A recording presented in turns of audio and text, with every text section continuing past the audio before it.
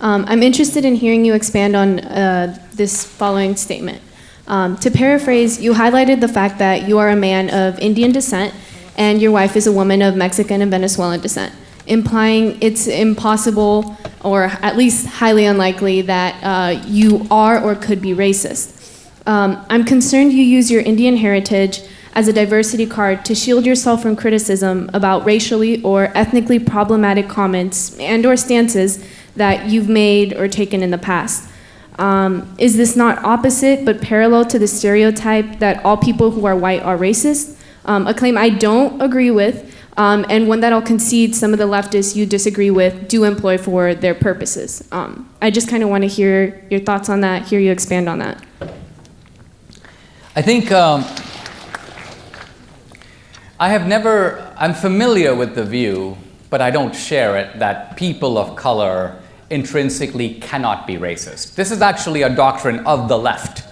And I don't agree with it because I think that racism is a doctrine of racial superiority, inferiority, of racial denigration. So obviously, in principle, it's possible for anyone to be a racist.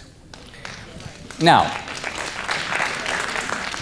that being said, we always have to balance what someone says with a contextual use of what they said and with a fair attribution of the label.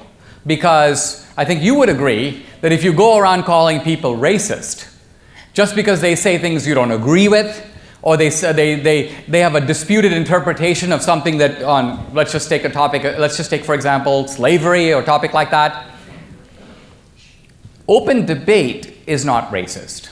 Open debate is very healthy in an academic community. Racial denigration is racist. So I ask you in fairness, I've been up here now speaking.